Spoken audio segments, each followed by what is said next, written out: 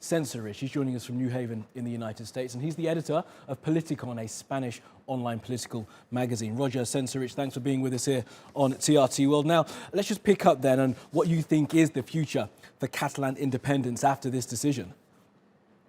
The future, it's still fairly uncertain. To tell the truth, it's hard to say if these pardons are going to work or not, and if Pedro Sanchez is actually going to get what he expects getting, that it's the Catalan separatists actually stepping down and backing off of taking a unilateral action. The sense that they have to, and that most observers have, that the ones that are not conservative partisans, is that the secession threat is much less effective now. They tried in 2017. They took a bold step forward. They failed. No one followed. They got no international recognition, and the state was really able and to easily suppress that movement and actually jail the leaders.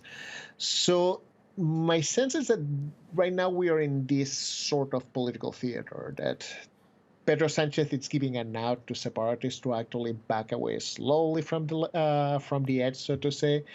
The thing is that he still has to convince people in Madrid that this is a theater, that this is actually a step worth taking, and that it's not a political risk as the conservatives say it is. I mean, political theatre is the right way of describing it, isn't it? And the politicians have obviously decided this, but I wonder what the people of Catalonia will feel after this. And further than that, the people of Spain more broadly who were against Catalonia seceding in the first place.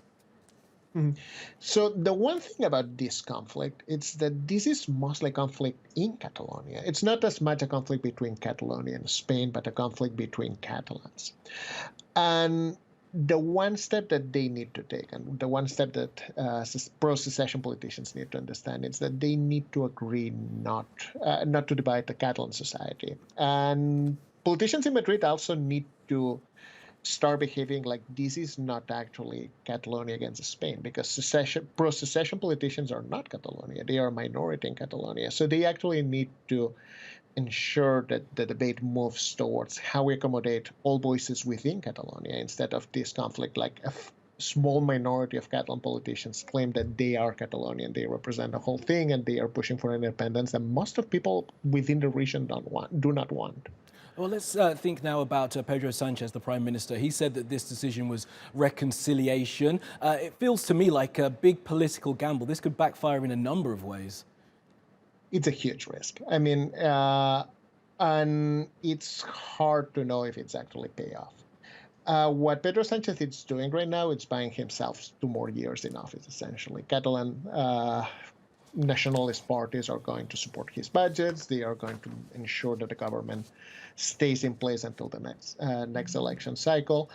And, you know, getting that support from Catalan separatists can be sold as well. He's actually selling the farm to pro-secession parties, or he's actually accommodating them within Spanish politics and making sure that they participate again in the political system and that they are part of the political debates in Spain instead of trying to aggressively move away from them. But still, it's a gamble.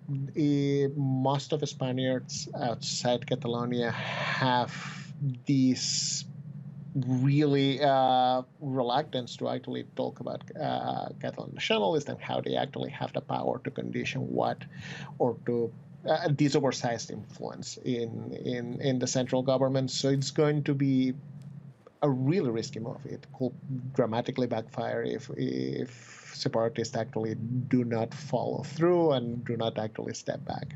It's a very fascinating story and plenty more to run on it. Okay, Roger Senserrich from Politikon, appreciate your analysis. Thanks for being with us.